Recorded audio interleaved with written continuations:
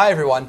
I would like to welcome the international students who are joining us from around the world for the first in a series of Education USA Interactive Study in the USA programs, and a special welcome to our virtual audience in Mexico City. I'm Kevin Barta from Education USA, a U.S. Department of State network of more than 400 advising centers in 170 countries that promotes higher education in the United States. Most likely there's a center near you. We are here today to provide you with information on your student visa status and entry into the United States. This information should be especially useful to those of you who are about to begin your studies in the United States. As you know, there are procedures for entering and remaining in the United States. We realize that this process is new to most of you, so here to explain it, we have two Department of Homeland Security officials who will discuss how you can prepare for your departure to the United States, what to expect upon arrival, and how to maintain your non-immigrant student status while pursuing your education in the United States. Throughout this discussion, you will hear several acronyms, and we'll discuss documents that are identified by letters and numbers, such as an I-20 or a DS-2019. We have uploaded a glossary of terms in the resources area on this page to help you navigate some of the more technical terms we mentioned today. For further clarification, please feel free to log into the live chat area and ask any questions you might have. We'll have other officers who will be looking at that as we're taking live questions as well. So let's jump right into the discussion with Jason Cano, who represents SEVP. Thank you for joining us, Jason. Maybe you can start off by just giving us a little bit of information about SEVP. Well, first of all, Kevin, thank you for having me here today. I'm happy to be participating in today's discussion. To answer your question, SEVP stands for the Student and Exchange Visitor Program. And we are part of the U.S. Immigration and Customs Enforcement Agency, which falls under the U.S. Department of Homeland Security. We help students identify U.S. schools that are SEVP-certified institutions. We are also the primary program that monitors school and student compliance using the Student and Exchange Visitor Information System, otherwise known as SEVIS. Wow, it sounds like some real serious but necessary work. Considering right now we have around 960,000 international students studying in the United States each year. But SEVP is not the only government organization represented here today. Also joining us is Guy Conge from Customs and Border Protection, or CBP. It's great to have you with us, Guy. Can you please tell us a little bit about CBP? Sure, Kevin. CBP's mission is to facilitate the entry of legitimate travelers, such as students like those of you watching today, while also preventing high-risk individual and improperly documented travelers from entering the United States. A CBP officer is the first official you will meet when arriving at a United States port of entry. We are here to help you make your entry into the United States as seamless as possible. Wow, so as you can see, we're really fortunate to be joined by two experts on how you can enter the United States as an international student and maintain the appropriate documentation. That brings us to one of our top questions that we've seen funneling into our chat area over the past few days. And that is, what type of documents do students need to have with them when arriving in the United States? I think, Jason, this would be a question best answered by you. Okay. Once you are accepted to an SEVP-certified school, your International Student Advisor or designated school official, also known as a DSO, will send you a document called a Form I-20, Certificate of Eligibility for Non-Immigrant Status. The Form I-20 is a paper record of your information in the SEVIS database. Each school that accepts you will send you a Form I-20. We are all familiar with passports, and most of you know that your visa is placed inside your passport. However, there are a few things you want to keep in mind about these documents. First, you should confirm that your passport and non-immigrant visa are still valid for entry into the United States. Your passport must be valid for at least 6 months beyond the date of your expected stay in the United States. It is also important to verify that your visa accurately reflects your correct visa classification, as well as the name of the institution or exchange program you will attend. If you find any discrepancies on your visa, you need to visit your nearest U.S. embassy or consulate to obtain a new one. Wow, it sounds like some very important things to know. I guess, what are some other documents that students should be aware of? Other documents with you include proof of school enrollment or your acceptance letter. You should also carry the name and contact information of your school official, as well as a 24-hour emergency contact telephone number at your school. If you have any questions about these documents, you can contact SEVP by phone or email. Great. Well, thanks, Jason. So now we'd like to go to our audience in Mexico City, and we'll take a live question from them.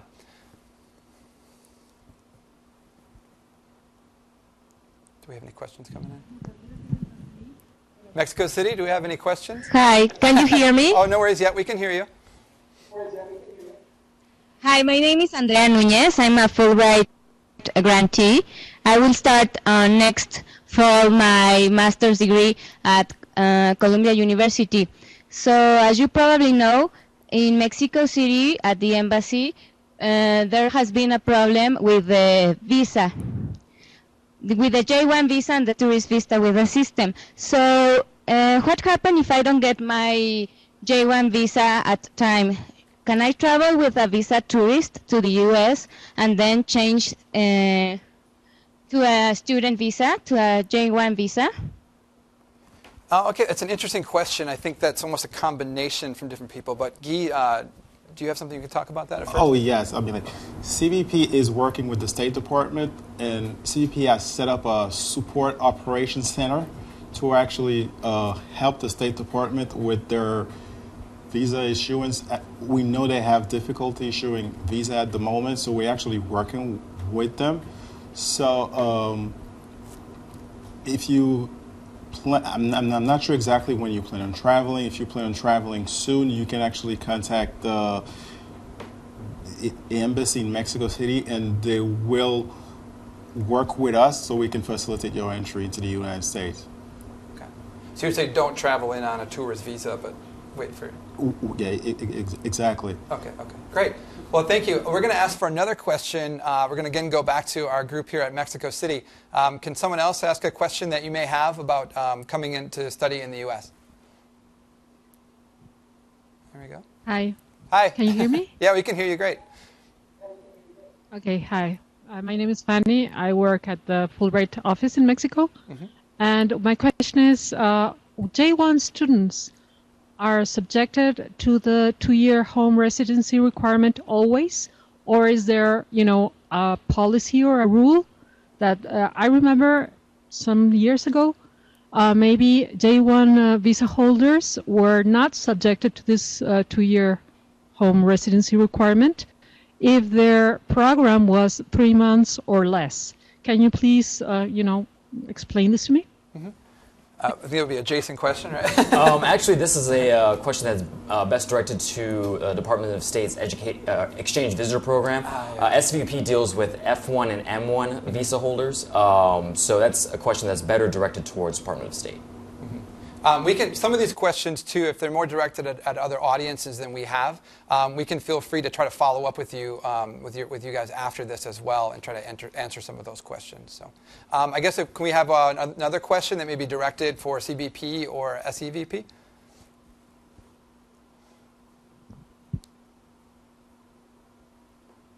We'll take one more from them. Hi. Good morning. Morning. I just wanted to ask a bit more information about the SEVIS number. I'm not really sure how does that work. In regards to just what the number is, or can you go into it a little bit more? Yeah, what's the number? How are we supposed to use it? How are we supposed to use the SEVIS number?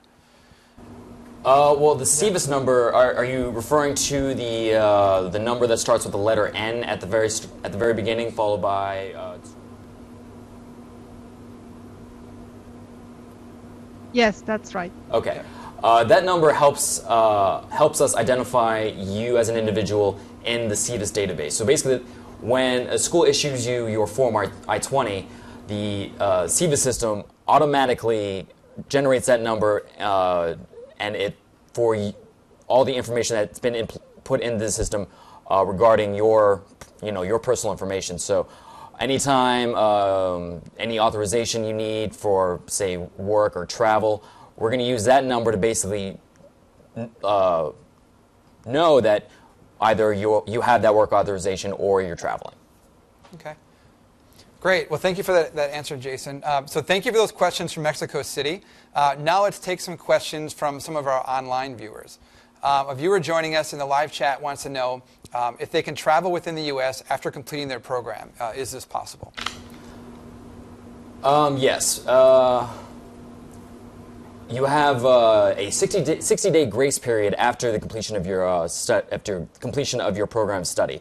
Once you've graduated or once you've completed the program, you have those 60 days in which to travel or really do anything, but you have 60 days, basically, yes. Okay, so we have another question for Jason. You're getting a lot today. Elmer from El Salvador asks, what are the steps for working with a student visa? Well, the most important thing to keep in mind if you're seeking work authorization is that you need to speak with your designated school official first. They're the person that's going to actually work with you to get that authorization. Without that, you are not allowed to work. There are many different kinds of work authorization. You're going to have to speak with your international student advisor in order to determine what authorization is most appropriate. But the most important thing is to first go to your DSO and work that out from there. Great. So another viewer is asking, what is a Form I-20? So I guess what's a general Form I-20? Form I-20 is the form that you get that is generated from the information that your DSO has input into SEVIS. Includes your name, your program of study, where you're from, and basically it's your form that basically tells SCVP, CBP, and other government agencies that you are a F1 or M1 student and that you are studying in the United States. Great, thanks. Just a reminder, too, some of those terms like the I-20 are in the glossary that you can see in the resources area on the webpage. Thanks for all of your questions so far. Don't forget to keep submitting questions to the live chat area. We're going to keep going through those. We're going to go back to, so Guy, I guess I've been hearing about a new program at CBP called Know Before You Go. Can you tell us a little bit more about that and how it can help students? Sure, Kevin. Approximately 1 million travelers enter the United States daily. The goal of CBP Know Before You Go initiative is to help them know what to expect when arriving in the United States. You can visit cbp.gov for more information about Know Before You Go and requirements for international travelers arriving and departing the United States. Great. That seems like a really good resource.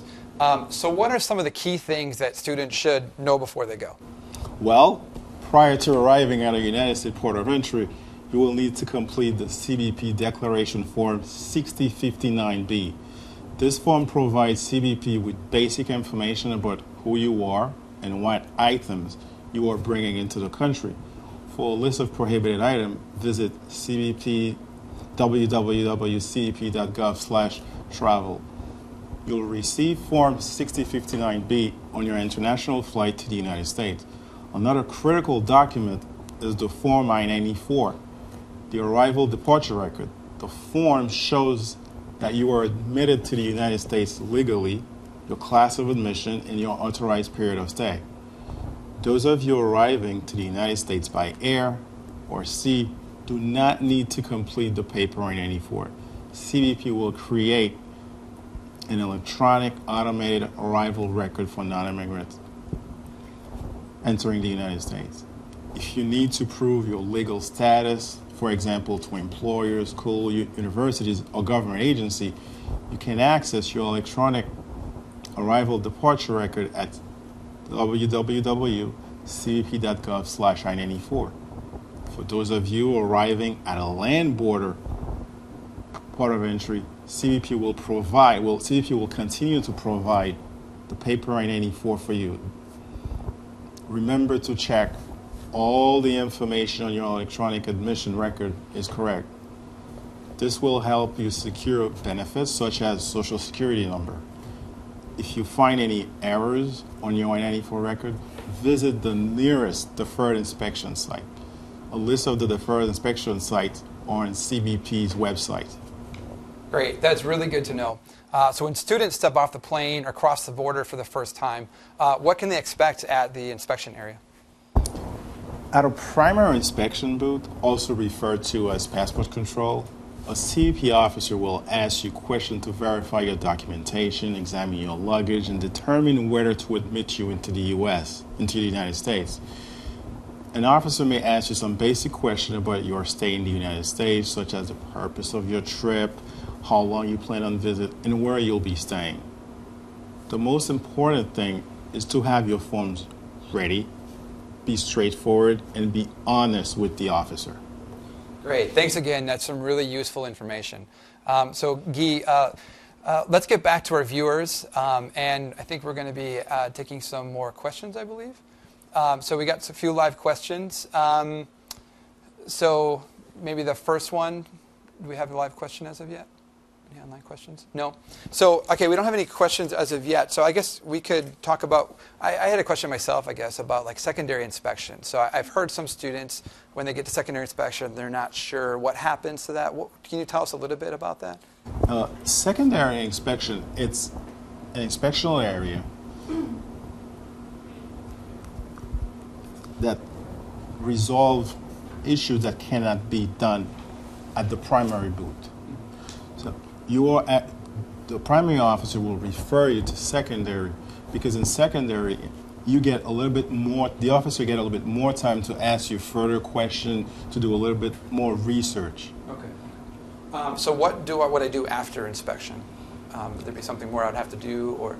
No, after you complete the inspection, if you were processed on primary, you were actually admitted to the United States. If you were referred to secondary and you were admitted into the United States, you go, retrieve your luggage, and you're on your way out. Okay, great. So I guess after that, I guess a good question for Jason. So as an international student, if I'm arriving in the U.S., I've made it through customs and that, okay. What are my next steps of going to campus? I know I'm really excited at that point, probably. What do I do to make sure that I'm meeting all the correct things? Well, the first thing you want to do, even before you get to campus, is to call your DSO. Just let them know that you have arrived in the United States. Mm-hmm. The next thing that you want to do, once you've arrived on campus, the first thing that you want to go do is go see your DSO. When you're issued a Form I-20, you're issued that with a program start date. Basically, that program start date indicates to SCVP and CBP and the rest of the U.S. government that you're starting your program on this date. So as soon as you arrive on campus, go see your DSO, tell them that you're here, you're ready to start studying, ready to start classes, ready to move into your dorm, and they'll basically know that this person has arrived on the date that's the program start date, and they're ready to go. Great. So I guess another live question I've received. I've received Forms I-20 from more than one school. So basically I've applied to multiple schools. They've all sent me different I-20s. Which one do I use for entering the United States? I know it's confused some students. So. Well, it's actually a very good question. You should really use the Form I-20 for the school that you intend on actually attending. It might be a little bit confusing both to SCVP and maybe even CBP if you enter the United States with a Form I-20 that doesn't match the school that is notated in your visa. So the best thing that you can do is enter with the Form I-20 for the school that you're going to attend. Yeah. I would even add something. It's very important that you use the I-20 that for the school that you plan to attend. If you plan to attend a specific school, use that I-20 for that specific school, because that's... Okay. So another question we've had come in, kind of writing on this one, is who can I contact if I need help when arriving in the United States? Like if they have any problems, do they contact you? Do they contact their DSO at the university? What would you guys say to that? I think the first thing you want to do is contact your DSO. They are basically our boots on the ground for any problems or any concerns that our visiting or our non-immigrant students might have. They will have the best resources to help you. They will have the best information. If they are not available, you can contact SCVP. We have a call center, our SCVP response center. Their phone number is 703-603-3400. Great. So I guess another question we've seen kind of come up, and some students were like, what is an I-515? Still hang around in a bad neighborhood around midnight, and you're going to get in trouble, right? So it really, you have to do your research and take it seriously. But on the other hand, I don't worry about my safety at all. Yeah. Okay. Let's go back to Brasilia for a couple more questions and thoughts from our audience there. Hi there. I'd like to ask, what kind of support service are usually offered there? So I think that's the food dining service, yes, for those of us who have lived on campus. Ishaba, what's it like? I guess you're cooking for yourself, but... Yeah, I mean, every university will have a cafeteria or food options, and you will get meal plans as well, which basically means that, like, the money for food is, like, in a little card and comes with plans, like 10 meals per week or 10 meals per month.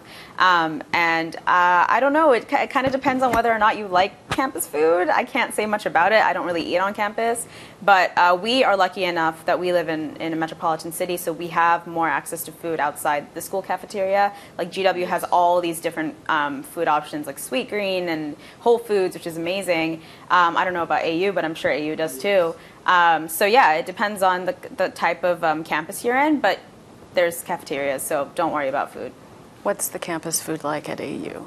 Be honest. Food is pretty good. I mean, it has gotten better throughout the years. And but there are options. I mean, in AU alone, there's a Subway and there's a Starbucks inside the campus, but there's also a dining hall that has a lot of food options. And there are like we were talking, there's healthy options like salad and your vegetables and your fruit, but then you also have your American food, your cheeseburgers, your pizza, your anything that you like. The good stuff. The good stuff. Yes. There's even one Asian food. Yes, On there is. campus. Exactly, yes. Yeah. Wonderful.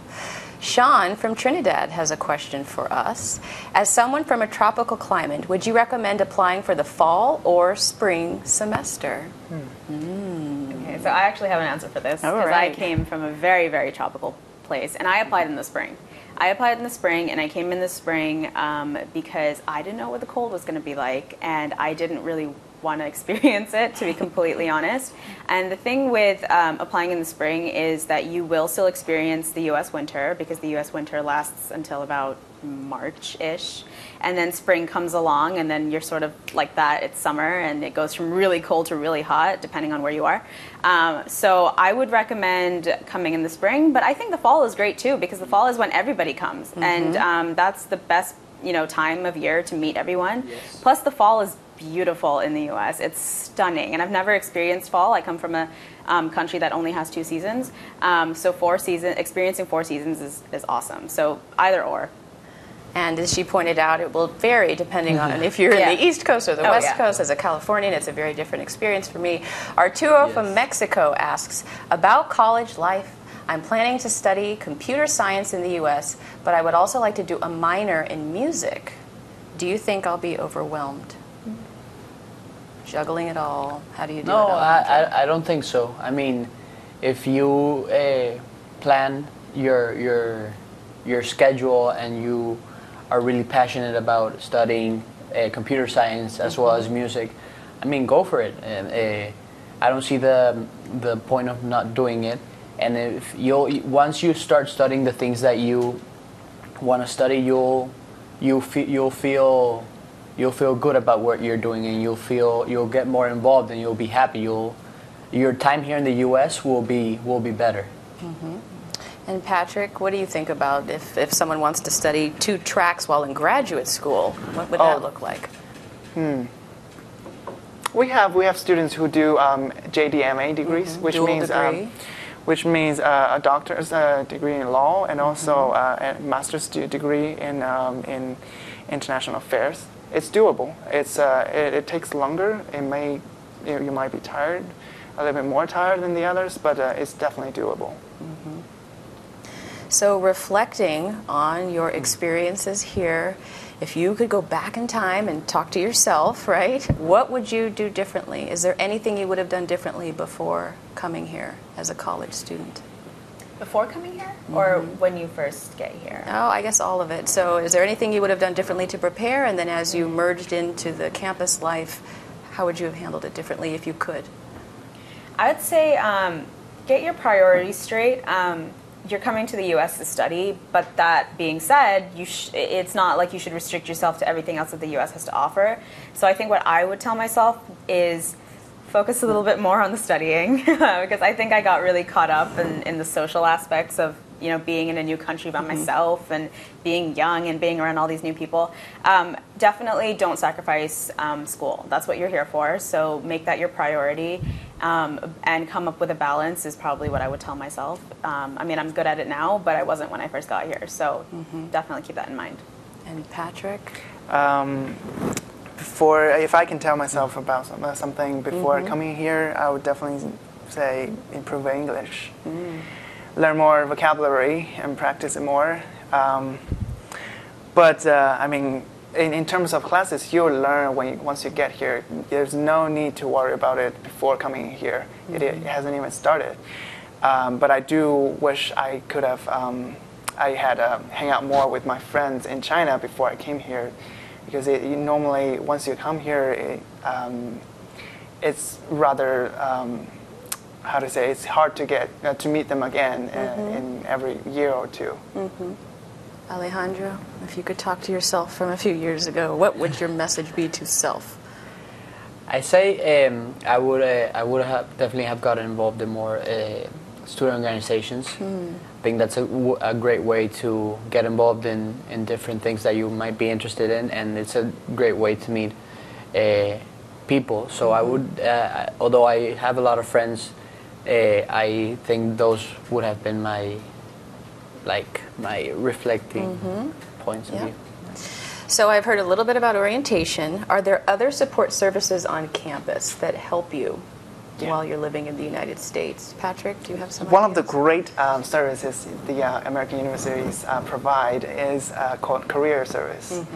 I think most universities have a career center, which not only helps you to change your resume, to go over your personal statement, but also post the jobs.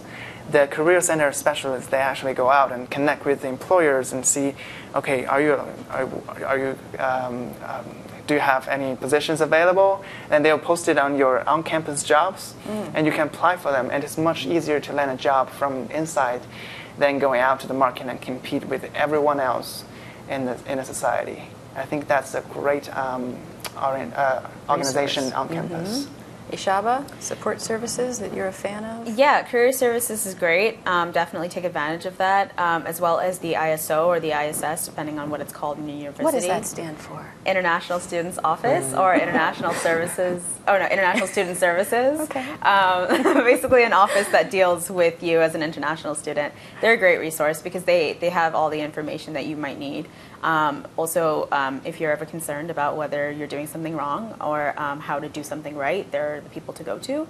And I would also say is if you're lucky to go to a university that has a student org that's just meant for international students, join it because it's a great way to meet other international students and to not feel like you're constantly having to depend on administration because you have other students who can also help you. So yeah, look for the ones that are definitely going to lead you towards a brighter future. Great comments. There's also the health center and the wellness center. So if you're feeling sick, you can most definitely go to the health center. Or if you're feeling homesick or are going through a rough patch, you can definitely go to the wellness center. And they have people that want to help you, and they're specialized in these sorts of things. Let's go back to Brasilia for a couple more questions. Go ahead. So, how to cope with cultural shock? The culture shock question. Yes. So, as you left your home country and merged into the United States, was there a little bit of a shock that you went through, where you might have been excited at first and then things kind of went downhill? Perhaps they came back up.